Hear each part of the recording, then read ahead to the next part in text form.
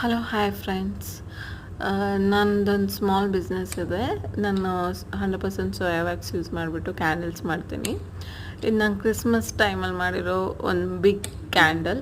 Actually ನಾನು ಯೂಟ್ಯೂಬ್ಗೆ ಹೊಸದಾಗಿ join ಆಗಿದ್ದೀನಿ. So this I made during Christmas. ಈಗ ಅಪ್ಲೋಡ್ ಮಾಡ್ತಿದ್ದೀನಿ.